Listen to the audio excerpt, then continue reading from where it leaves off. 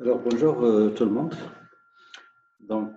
Encore une fois, je m'adresse ici aux élèves, ou bien aux étudiants, pardon, euh, de la licence professionnelle filière BTP.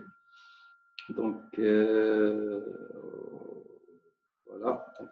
Ici on va faire la deuxième capsule sur le cours du réseau électrique, donc des installations électriques dans le secteur du bâtiment. Donc la dernière fois, voilà, on était ici.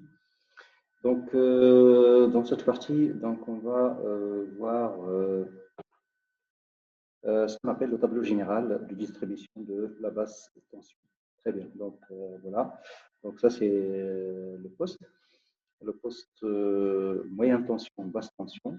Rappelez-vous, on a dit ici c'est 20 kV. Et là, on a 400 kV. Les 400 kV sont acheminés directement vers le bâtiment. Bien.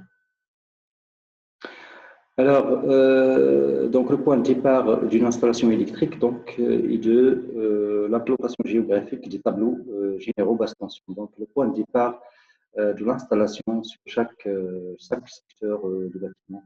Donc, ça commence toujours par ce tableau général de basse tension qui est justement et qui se trouve dans le poste haute tension, basse tension.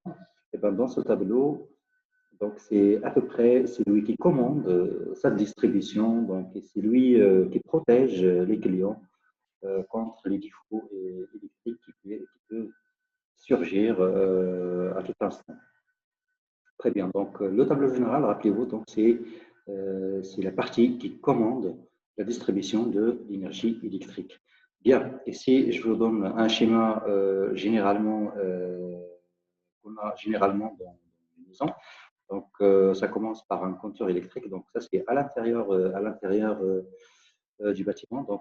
Ça commence par un compteur, puis un disjoncteur, bien sûr. Puis là, nous avons ce qu'on appelle des interrupteurs différentiels suivis du disjoncteur divisionnaire. Alors, ces deux éléments-là, ils permettent tout simplement de protéger à la fois le matériel qu'on a ici, mais aussi, bien sûr, il permet de protéger aussi les personnes. Très bien. Plus tard, on va voir aussi, on va parler de cette partie-là, comment est-ce qu'on fait pour les différentes façons de faire la mise à la terre. Une mise à la terre, c'est indispensable lors d'une installation électrique. Voilà, c'est pour la protection, comme j'ai dit, du personnel. Bien. Alors, en gros, ça, c'est le schéma électrique à l'intérieur d'une maison. Maintenant, j'aimerais vous parler justement de ces éléments qui sont ici, principalement ce qu'on appelle un disjoncteur ou bien un interrupteur différentiel. Principalement, cette fonction différentielle, qu'est-ce que ça signifie? C'est très important, cette notion de différentiel.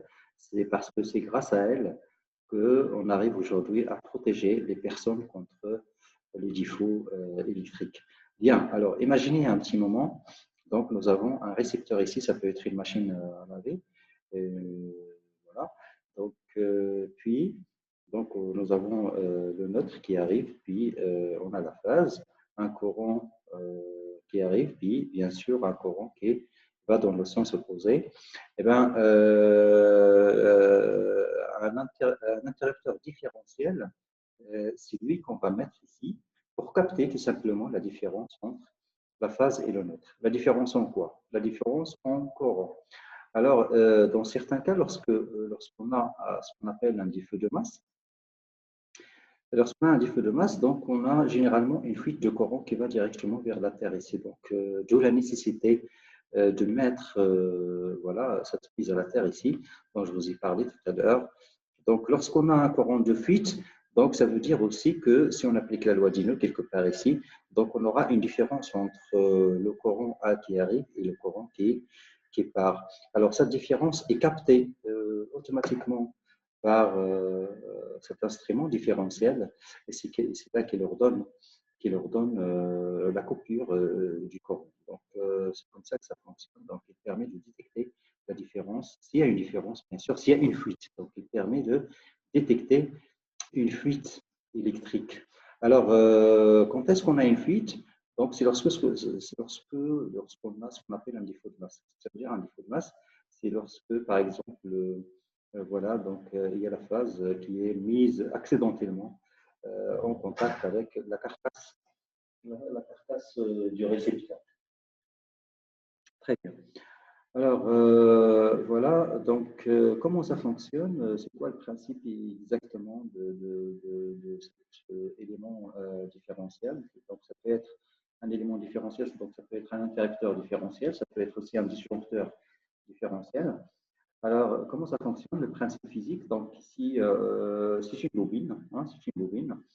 Donc, voilà, il y a la phase qui arrive, donc on va enrouler la phase sur le tore, c'est un tore ici, c'est un circuit magnétique, un peu comme ce qu'on avait vu pour le transformateur. On va également enrouler le neutre. Et puis, si jamais il y a une différence entre le courant dans la phase et dans le neutre, elle va se traduire par une différence de tension entre l'enroulement du neutre et l'enroulement de la phase. S'il y a une différence de potentiel ici, si la tension n'est pas la même, alors la différence entre les deux tensions, on va la détecter ici au niveau d'un autre bobine qu'on enroule également autour du tore. Et c'est voilà, et cette nouvelle tension qu'on a ici, c'est elle qui va déclencher via ce système qu'on a ici l'arrêt des interrupteurs. D'accord? Donc c'est elle qui va bloquer le passage du courant par là. Donc c'est comme ça que ça fonctionne. Donc trois bobinages, deux bobines, hein, une le neutre et une la phase. Une différence de courant, ça se traduit par une différence de tension. La différence de tension, ici, ça va donner une tension qui va apparaître également au niveau de cette bobine, puis qui va, à la fin, déclencher, qui va bloquer le passage du courant. Très bien. Alors, donc voilà, ça se produit lorsque, justement, donc nous avons la machine à laver. Si par exemple, il y a un moteur, le récepteur il est là. Ça arrive lorsque nous avons un défaut de masse. Donc, vous voyez ici que la phase, elle est mise accidentellement en contact avec la carcasse de mon système. Très bien. Alors maintenant, différentiel, donc on avait dit, c'est la fonction assurant la porte. Alors lorsqu'on dit différentiel, c'est pour la protection des personnes. D'accord? Parce que en parlant de protection, il y a deux sortes de protection. Ce n'est pas la protection des personnes, ce n'est pas la protection du matériel. Alors, un disjoncteur magnétothermique, un disjoncteur, il est fait pour protéger contre les courts-circuits et les surcharges.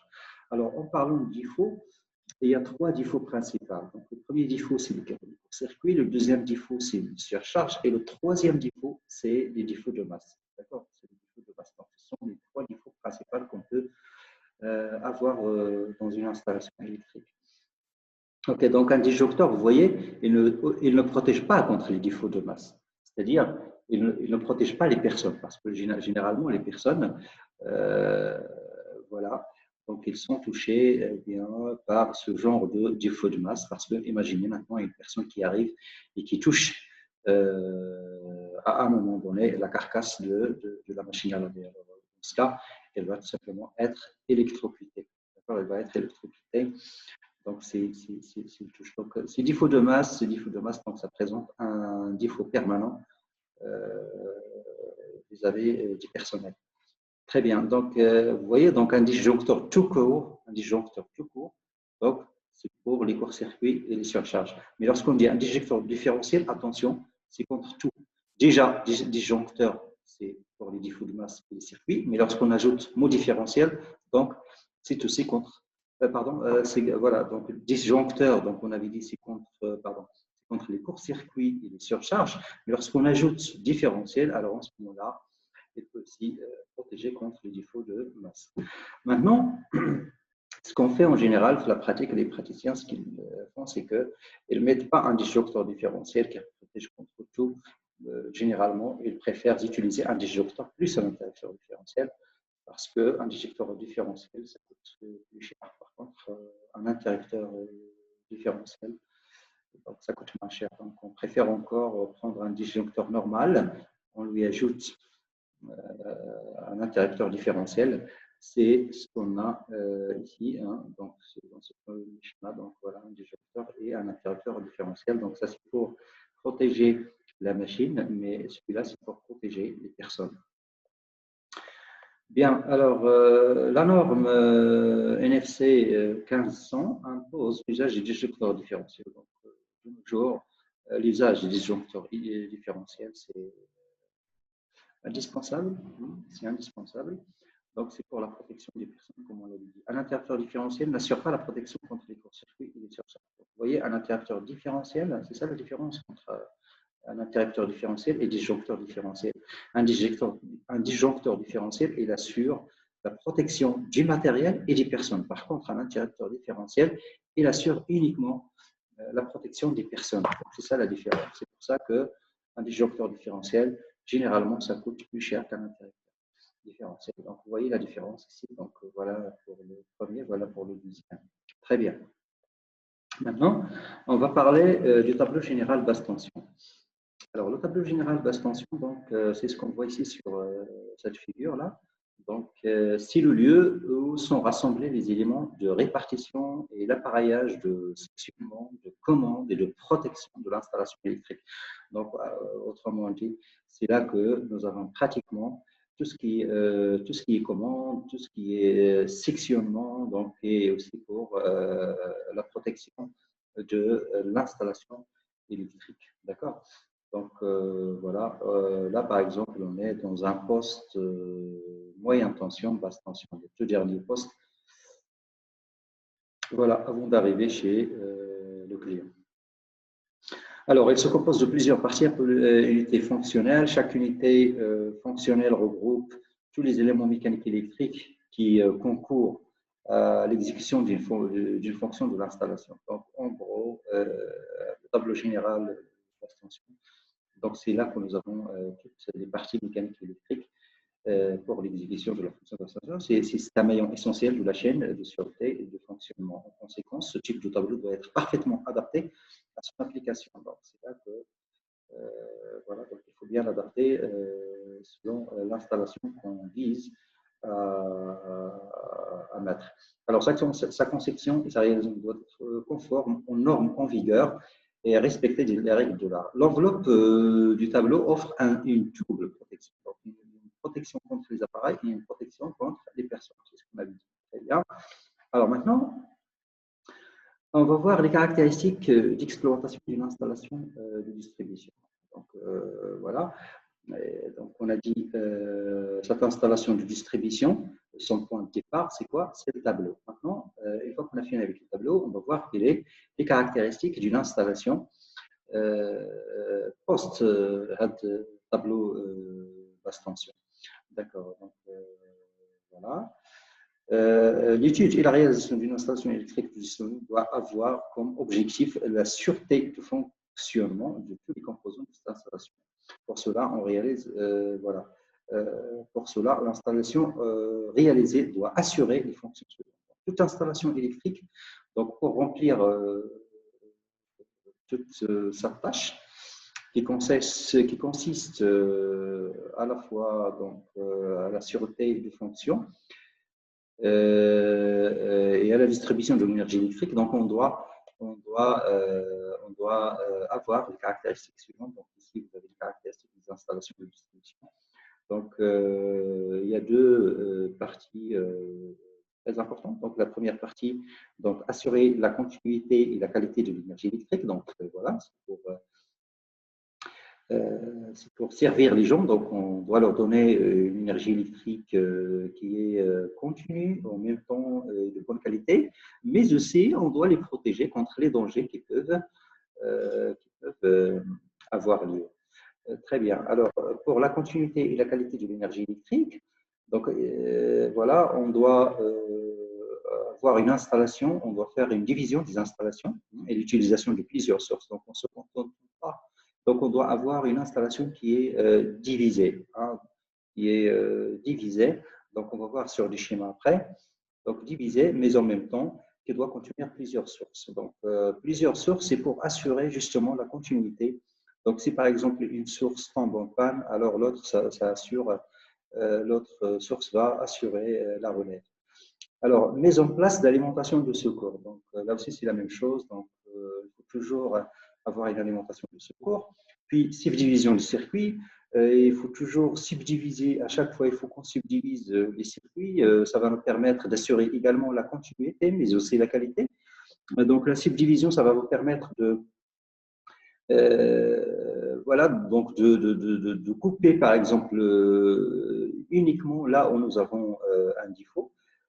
Choix de liaison à la terre, ça aussi, c'est pour la protection. Hein, c'est pour la protection. Donc, choix de liaison à la terre, donc, mais aussi c'est pour la qualité de l'énergie. Sélectivité de protection. Donc, ces points-là, on va les développer un peu plus après, ultérieurement. Alors maintenant, pour la protection, donc on avait dit qu'il y a une protection de matériel et il y a aussi une protection de personnel. Alors, en ce qui concerne, voilà, en ce qui concerne la continuité et la qualité, on va commencer par le premier point, division des installations. Alors, la division des installations et l'utilisation de plusieurs sources.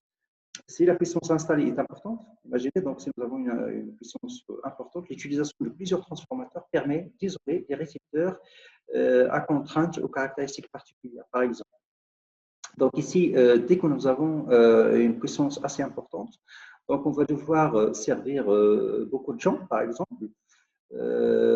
Et comme vous le savez, donc les clients, chacun avec ses propres exigences. Donc, c'est pour ça qu'on doit devoir utiliser plusieurs transformateurs qui vont me permettre de servir chaque type de client suivant ses particularités. Donc, voilà. Donc, et d'ailleurs, là, je vais revenir un petit peu sur les toutes premières pages, juste pour vous expliquer encore plus le truc. C'est que voilà, là, par exemple, ici, voilà. Non. Donc ici, donc vous voyez, donc il y a plusieurs types de transformateurs. Donc à chaque fois qu'on vous sert vers quelqu'un, il faut mettre un transformateur, un autre transformateur. C'est à peu près la même chose. Mais n'oubliez pas, tout ce qu'on fait maintenant, ou bien tout ce qu'on étudie maintenant, c'est toujours dans cette partie. Même dans cette partie, même derrière ce transformateur, donc il y a d'autres transformateurs qui peuvent, voilà, qu'on peut utiliser. Bien. Alors, je vais revenir donc sur là où on était. OK. Voilà, c'est bon. D'accord. Donc, par exemple, si vous avez 10 clients, imaginez par exemple que vous avez un local informatique. Donc, pour les locaux informatiques, attention, et il faut les protéger. Ils sont sensibles aux harmoniques. Donc, sont sensibles aux harmoniques. Donc, il faut leur envoyer un signal électrique de bonne qualité. Hein, sinon, donc, voilà. Très bien. Alors, deuxième point, c'est la mise en place d'alimentation de secours. Donc, voilà, la mise en place d'alimentation de secours. Donc, deux postes HTB. En général, on utilise deux postes. Sinon, voilà, si on n'a pas de poste, donc on peut prendre un seul poste et des groupes électrogènes, ou bien des centrales privées, des alimentations statiques ininterrompues, comme les blocs autonomes d'éclairage de sécurité en sont des exemples.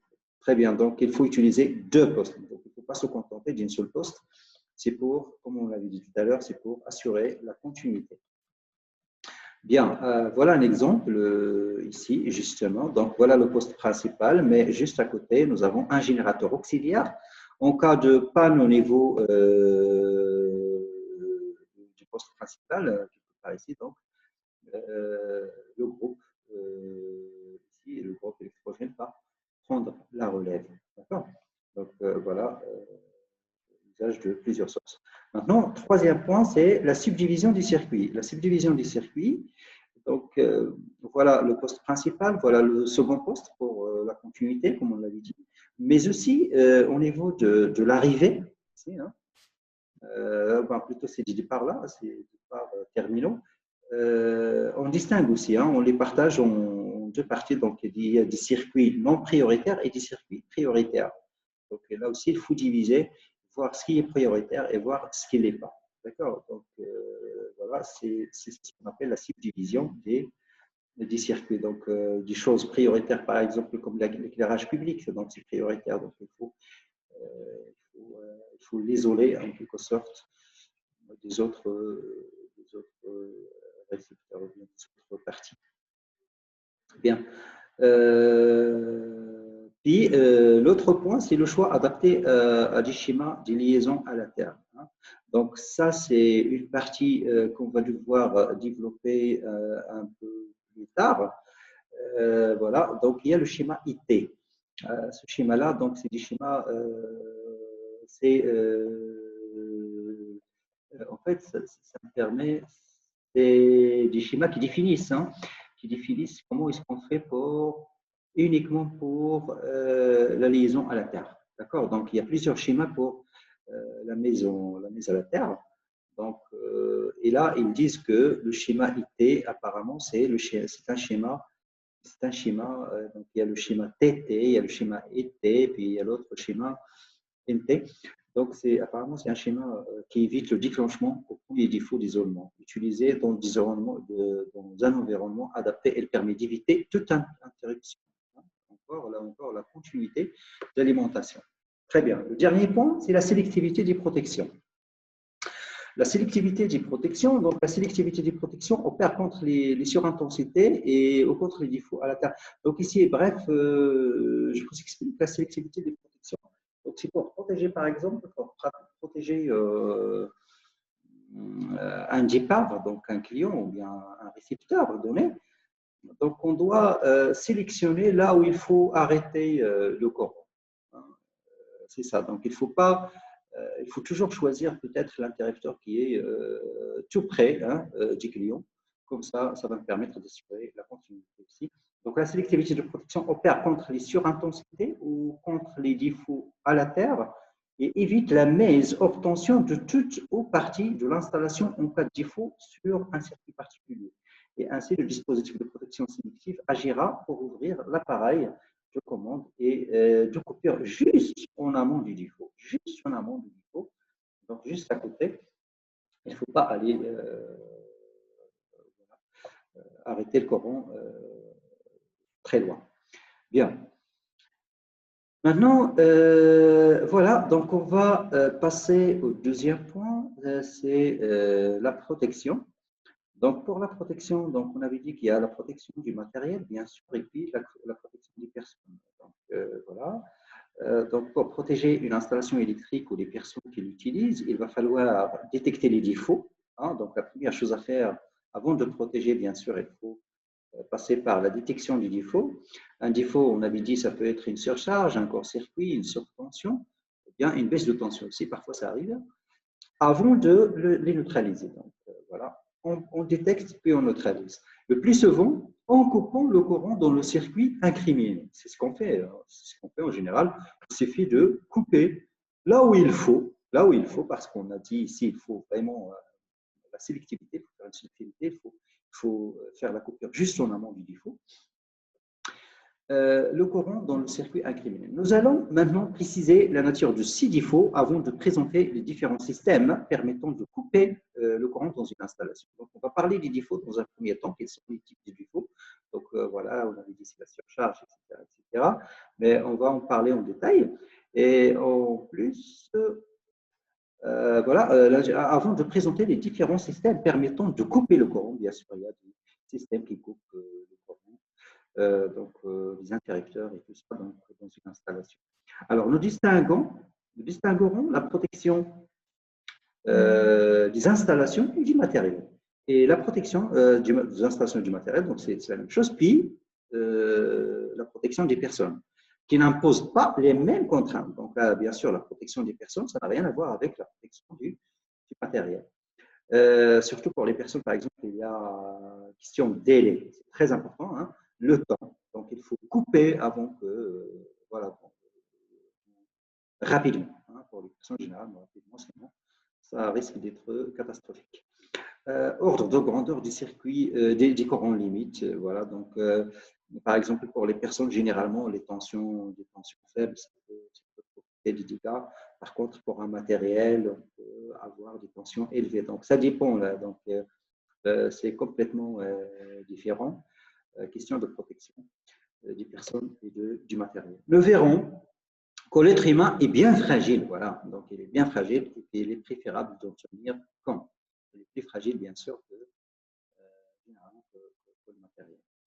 Alors, si on commence par le matériel, ok, la protection du matériel doit être assurée contre les contraintes mécaniques générées par un milieu hostile ou contre un défaut électrique. Donc, généralement, la protection du matériel, n'importe quel matériel, il y a deux types de protection. On peut parler d'une protection mécanique dans un milieu hostile, dans un milieu difficile, et puis ou bien contre un défaut électrique. Donc, c'est cette partie qui va nous intéresser le plus. Ici, pour l'indice de protection, donc ici, ils nous ont des indices, c'est-à-dire le degré de protection du matériel. Donc, il y a des matériaux qui sont très fragiles, il y a des matériaux qui ne le sont pas. Donc là, il y a des degrés. Hein, donc, par exemple, IP, X1, X1, X1, ça peut être 0, 1 jusqu'à 6, X2, ça peut prendre des valeurs de 0 jusqu'à ici, de 0 jusqu'à 6. Par exemple, lorsque je prends IP00, ça veut dire que c'est un matériel qui n'est pas protégé. Hein, qui n'est pas protégé. Donc ici, ces chiffres-là, chaque chiffre, en fait, ça vous donne le type de protection qu'il faut envisager. Alors, maintenant, on va parler des défauts dans les installations électriques. Alors, le premier défaut, c'est les surcharges. Ce défaut provient d'une charge qui appelle une puissance trop importante. Donc, parfois, ça arrive. Donc, on a des charges qui demandent beaucoup de puissance pour la ligne d'alimentation. Ceci se traduit par un appel de courant tel que l'installation voit sa température augmenter au-delà de ses limites normales de fonctionnement. Donc, imaginez, vous avez par exemple un récepteur qui demande une grande puissance. Alors, s'il demande une grande puissance, vu que la tension, c'est déjà une constante, ça va se traduire par une augmentation du courant électrique. Et par effet Joule, bien sûr, une augmentation du courant électrique, on peut avoir une augmentation indésirable des températures au-delà des limites normales. Alors, ça, c'est ce qu'on appelle une surcharge. On observe alors une usure des isolants. Alors, dans ce cas, lorsque la température augmente, généralement, les isolants, ça s'use. Hein, les isolants, voilà, ça s'use. Et lorsque nous avons une usure d'isolant, alors c'est là que, je vais revenir un petit peu en arrière, c'est là qu'on peut avoir tout simplement ce genre d'accident ici. D'accord? Parce que des défauts comme ça, lorsque tout à l'heure je vous ai dit que voilà, donc vous savez que en fait tous les fils en fait sont protégés par une gaine. Une gaine, c'est elle qui joue le rôle de l'isolant. Et si la température augmente dans le fil, donc la gaine, ça peut dissoudre. Et puis, il y aurait peut-être un contact ici. Donc, généralement, c'est la surtension qui provoque des défauts de masse. Bien. Alors, voilà, on observe une usure de conduire à la longue à d'autres défauts, voilà, des court-circuits, des défauts de masse. Alors, ce type de défaut est bien entendu d'autant plus grave que le courant appelé dépasse fortement les limites définies pour l'installation, bien sûr.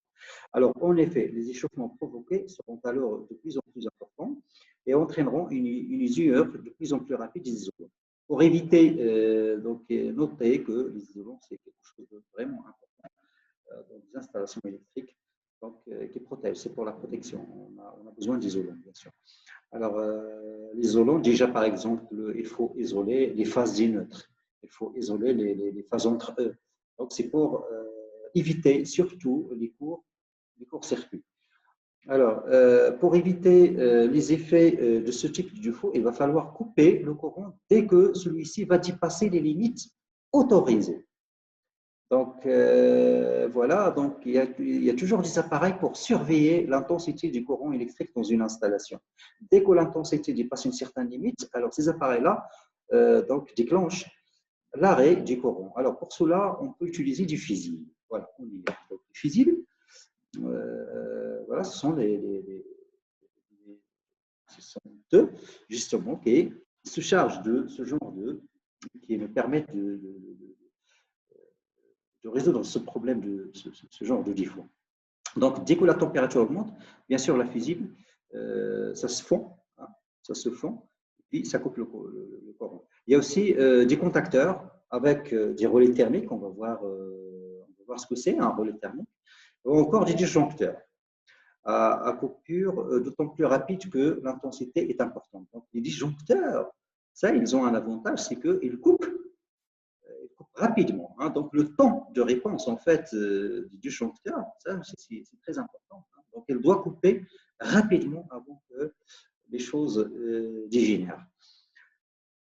OK, alors exemple de surcharge, donc excès d'appareils électriques, donc dans une installation, si vous utilisez beaucoup d'appareils en même temps et sur la même phase, radiateur, machine à laver, etc. etc. Bien. Maintenant, les courts-circuits, deuxième défaut. Il s'agit de la mise en contact de deux conducteurs portés à des potentiels différents. Par exemple, lorsque vous avez un contact entre la phase 1 et le neutre, ou bien la phase 2 et le neutre, quelque chose comme ça, ou même la phase 1 et la phase 2. Alors, ceci provoque alors une brutale augmentation du courant et donc un échauffement important conduisant à la dégradation des isolants. Bien sûr, lorsque vous mettez directement deux conducteurs portés à deux tensions complètement différentes en contact, alors vous avez quoi? Ben, vous avez une tension U et vous avez une résistance qui est faible parce que vous mettez en contact direct, vous avez un contact direct. Donc, généralement, pour les contacts directs, comme ça, la résistance devient tellement petite. Et si vous faites le U divisé par R, ça va vous donner un courant très important. C'est ce qu'on appelle un court-circuit. Alors, dégradation des isolants. Donc, généralement, rappelez-vous, à chaque fois qu'on a un courant élevé, donc généralement, ça produit la dégradation des isolants, ce qui risque de provoquer d'autres courts-circuits. On peut également observer des arcs électriques. Alors, les arcs électriques, c'est lorsque vous avez l'électricité qui traverse des isolants, comme l'air, par exemple.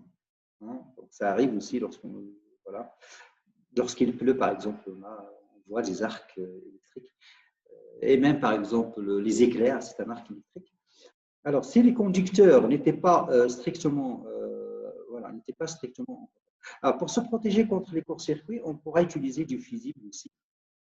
Bon, il y a beaucoup de types de fusibles, ou bien des disjoncteurs à relais magnétiques. Hein, un disjoncteur à relais magnétique coupure plus rapide que l'échauffement. Okay, donc, les disjoncteurs, ils sont faits pour couper ce genre voilà, pour arrêter ce genre de problème. Exemple de court-circuit de fils dénudés, donc c'est-à-dire qui n'ont plus de gaine, ou de fils dont l'isolant a été usé, etc. Bien. Troisième défaut, les surtensions. La surtension est souvent d'origine inductive. Hein, donc, inductive, ça veut dire généralement ce sont les bobines qui sont responsables de ce genre de défaut. Il peut être provoqué par des phénomènes de résonance sur les réseaux électriques, par la foudre, ou bien par la foudre. Alors, une surtension importante peut provoquer un craquage d'isolants dans l'installation, hein, de l'installation diélectrique. Hein, l'isolant, ça veut dire diélectrique. Bien. Donc, généralement, comme on vient de le voir, à chaque fois qu'on a un défaut, donc généralement, ce sont les isolants qui risquent de plaquer. Alors, ce qui risque de provoquer aussi des courts-circuits. Pour éviter ce genre de défaut, on peut séparer les conducteurs portés à des niveaux de tension différents dans les canalisations. Voilà. Dans les zones où les installations à risque, on installe des parafoudres. Voilà, donc, dans les zones où il y a beaucoup de risques, donc, il y a aussi un autre moyen d'éviter ce genre de problème, c'est de mettre ce qu'on appelle des parafoudres. Vous pouvez les voir un petit peu ultérieurement. OK. Le dernier défaut, c'est quoi? Eh bien, c'est les baisses de tension. Hein, les baisses de tension, donc c'est un peu l'opposé de ce qu'on a ici. Et ils sont souvent provoqués par des déséquilibres dans les réseaux triphasés. Donc, rappelez-vous, un réseau triphasé, généralement, c'est équilibré, mais dès que nous avons un déséquilibre, donc ça peut provoquer une baisse de tension et elles entraînent un mauvais fonctionnement des récepteurs, mauvais éclairage par exemple. Pour pallier ce genre de défaut, on utilise des relais à minima de tension. Donc, ces relais-là empêchent la tension de descendre jusqu'à des valeurs tellement petites. Bien. Donc maintenant qu'on a parlé des défauts, voilà, mais aussi de la protection du matériel, on va voir maintenant comment est-ce qu'on fait pour détecter le défaut, hein, et aussi pour protéger. Alors, la nature, les dispositifs de détection et de protection. Alors, la nature des différents dispositifs, donc fusibles, contacteurs, disjoncteurs, etc., sera liée à la détection des défauts en utilisant un effet physique déterminé. Donc, les détecteurs, ils sont basés sur des effets physiques bien déterminés. Ça peut être un effet thermique, ça peut être aussi un effet magnétique. Très bien. Alors, bon, alors je pense que je vais arrêter cette vidéo ici. Donc, la prochaine fois, Inch'Allah, on va continuer cette partie. Euh, voilà. Donc, merci et à bientôt, Inch'Allah.